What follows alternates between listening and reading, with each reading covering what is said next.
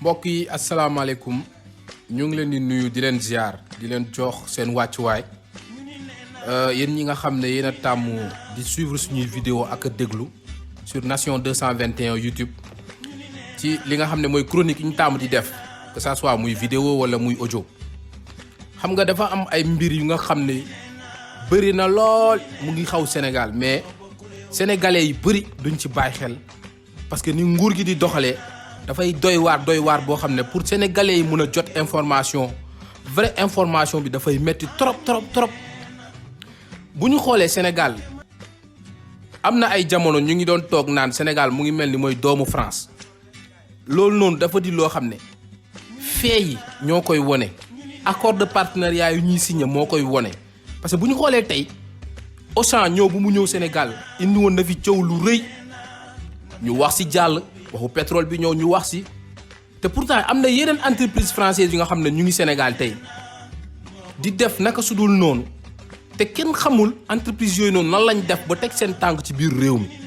te muy ay entreprise yoo xam ne ñu ngi fépp foo dem te seeni réputation jarnoo saytuwaat bu baax a baax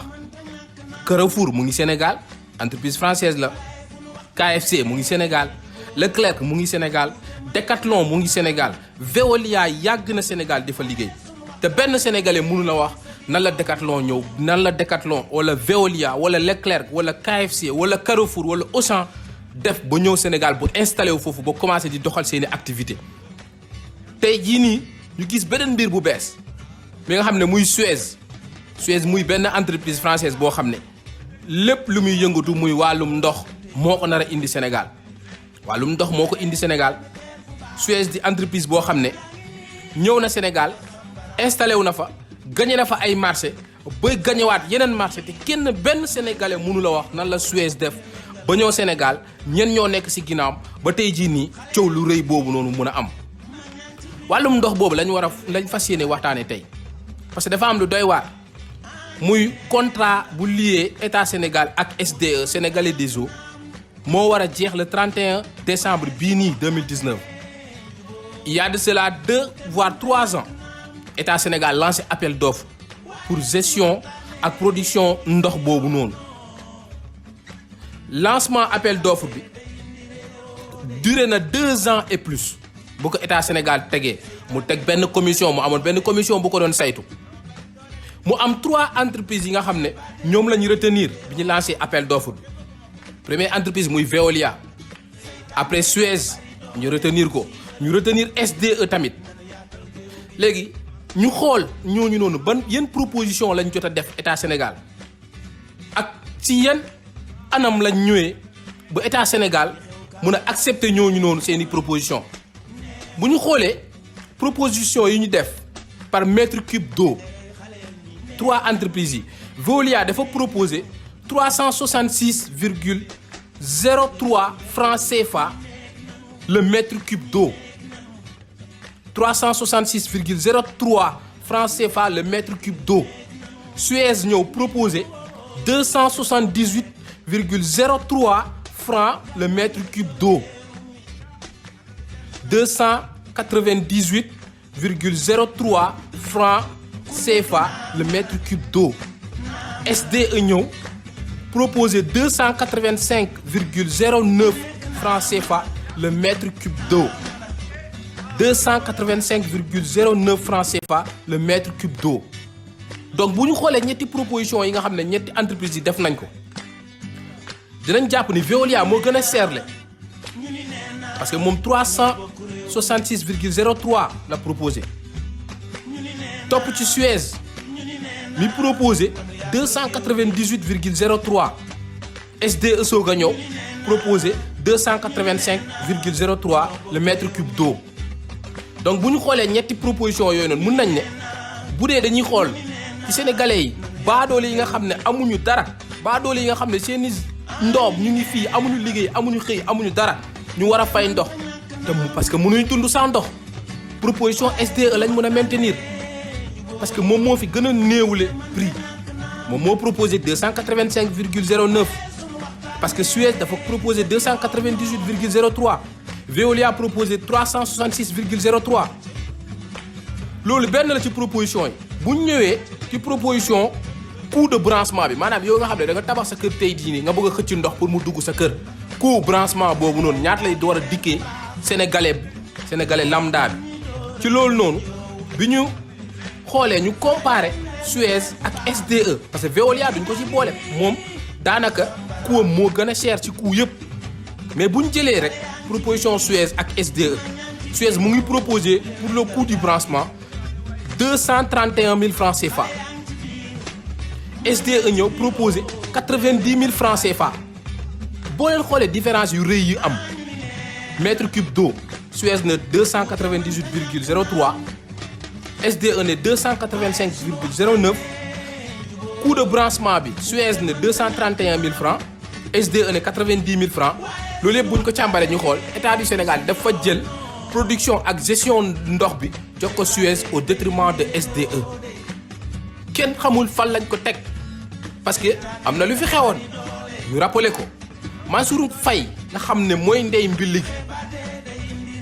Suez jëloon na fi ay oto may ko ba nit ñi ne corruption am na lan moo war a tax Suez di jël ay oto di ko may benn mairie képp dong ci ñaata mairie ñoo am Sénégal kenn xamul ci lan lañ ko teg ñu comparer ñaari propositions yi gis ne Suez moo gën a metti les propositions ko SDE mais taxul état du Sénégal jël ndox bi jox ko Suez bu ñu paree ci loolu experts yi nga xam ne ñoo jàngat mbir mi dañ ne Suez dafay coûter état du Sénégal 50 milliards 50 milliards lay coûter état du Sénégal te SDE dafay apporter état du Sénégal 50 milliards ci ay fan yi nga xam ne ñoom ci seen calcul loolu lañ teg donc bépp avantage bi nga xam ne sénégalais lambda bi war na ko ci mën a tirer ci proposition SDE la ko war a mën a tirer mais pas ci proposition Suez mais taxul ni suñuy njiit yi dañoo jël gestion ndox bi appel d'offre bi ñu ne Suez moo ko gagné amul benn justificatif amul dara ci loo xam ne sukkandiku nañ ci ñoom léegi ñun dafa am ay questions yi nga xam ne moom la ñuy posé wu lu tax Suez moo gagné ndox bi lu tax la ci lan lañ ko teg parce que bu ñu xoolee proposition ci appel d'offre yi bu ñu sukkandikoo ci li population bi di bëgg maanaam woyofal njëgu ndox bi ba ñëpp mun see jot woyofal maanaam branchement yi ba ñëpp mën a dugal ndox seeni kër ci SDE lañ ko war a jox SDE lañ war a jox distribution ak production ndox mi mais c'est tout à fait le contraire état du Sénégal dafa jël loolu noonu jox ko Suez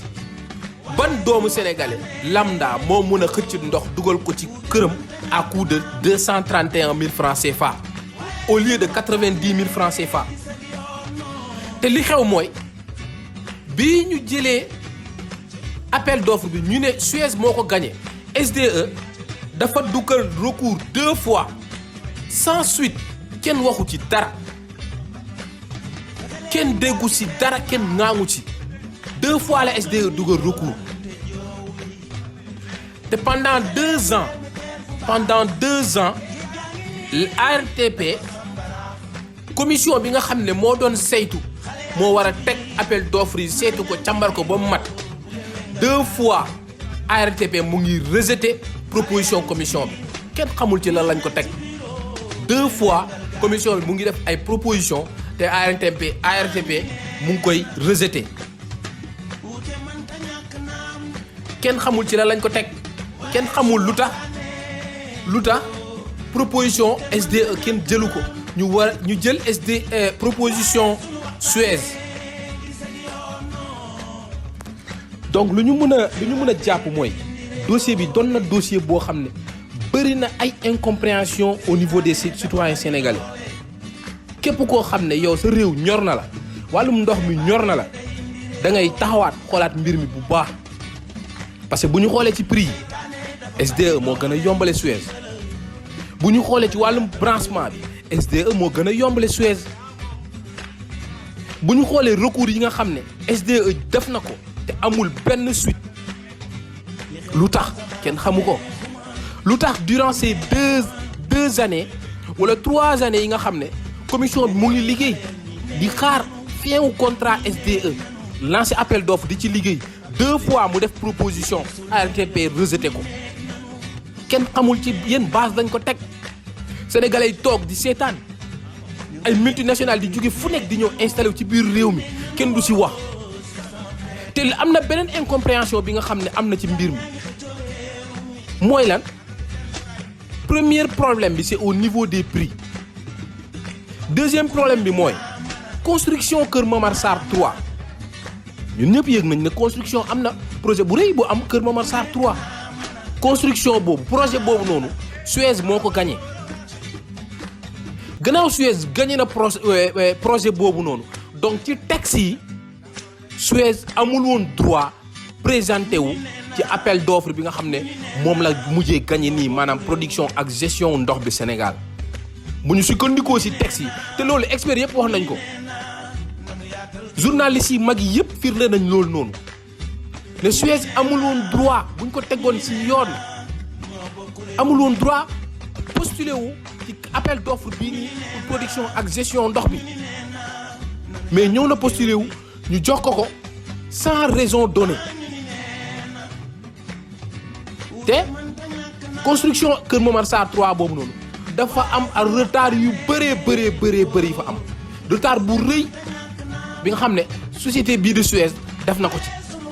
te sur le plan international réputation Suez kenn rafetalu ko parce que dafa bëri ay bor te bu mu ñëwee Sénégal lan lañ njëkk a wax augmentation du capital ci augmentation du capital boobu noonu moo indi woon coow li nga xam ne mooy travailleurs yi nga xam ne ñoo nekk foofu noonu yëkkati benn préavis de grève bu jamono yële ñu doon grève ba ñu amoon problème mu action entre ñoom ak état du Sénégal ak Suez te ñoom travailleurs yi ñu joxoñ baaraamu tuuma ñetti nit la Mansour Faye lañ joxoñ baaraam tuuma Youssou Ndour ak Serigne Mbaye Thiam ñetti ñooñu lañ joxoñ baaraam tuuma ne ñoom ñoo nekk ci ginnaaw coow li yëpp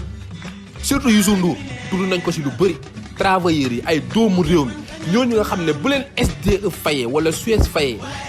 alal boobu noonu ñu leen di fay muy seen salaire ci Sénégal la jëmaat parce que seeni famille ñu ngi Sénégal ñooñu la nar a dundal ci marché sénégalais yi dañ nar a dem dépenser seeni xaalis ñooñu taxaw di réclamer ay part ci action ci capitalu société bi ñu leen koy xañ bëgg ñooñu noonu jël seeni action bokk ak ñeneen ñi nga xam ne duñu ay travailleurs duñu dara ci biir société bi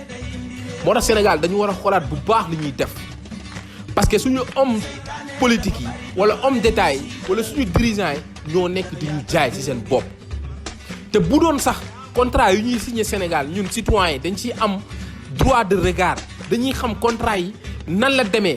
avant ñu koy signé ñu ne naam waaye contrat yi da ngay dem bu ñu signé ko ba mu pare ba entreprise boobu noonu war a ñëw Sénégal ba installé wu ba commencé installé wu si la ñun sénégalais yi di doog a rendre compte que ni am na telle société bu ñëw ci tel domaine ci tel domaine ci tel domaine. parce que Auchan kenn mënu la wax si yenn base la ñëwee Sénégal Leclerc kenn mënu la wax si yenn base la ñëwee Sénégal entreprise yooyu yëpp kenn mënu la wax si yenn base la ñëwee Sénégal kan moo nekk seen ginnaaw waaye nga la ñun bañuñu ay entreprise ñëw Sénégal.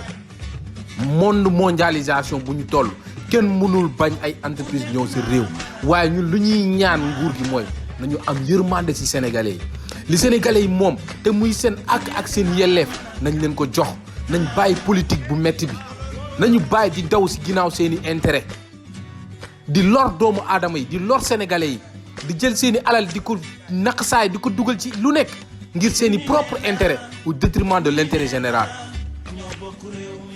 parce que toog nañ fi ay problème Karim Wade waaw Abdoulaye dafa jiital doomam ñu ñëw fii Macky Sall dig ñu waaw duma mus a fal sama rakk duma mus a fal sama famille ci poste mu weddi loolu teg ko fële loolu jàll na jël suñu pétrole ñu wax ci ba sonn suñu gaz ñu wax ci ba sonn waay ngir yàlla nañ dawal légitimité nañ dawal droit sénégalais lu ñuy moom cër bu ñu moom lañ leen ko jox droit de regard bu ñu am ci suñu recherche yi nga xam ni yàgg nañ ko laaj nañ ñu ko jox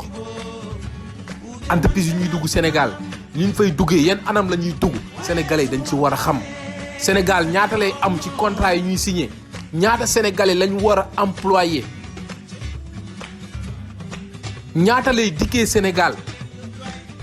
yooyu da di ay questions yi nga xam ne pourtant méttiwut te sénégalais loolu lay laaj te seen droit la dirigeants yi ñoo war a dawal yërmande xam ne Sénégal métti na sénégalais yi sonn nañ jeunesse bi amul xëy dañuy jàng ba pare pour nga soutenir problème la nga soutenir ba foog ne yaa ci nekk war a liggéey ñu laaj la expérience boobu pour nga am stage sa problème la ku amul stage nga koy laaj 5 ans d'expérience nan la koy amee di leen sant di leen gërëm di leen jox dig daje yeneen chronique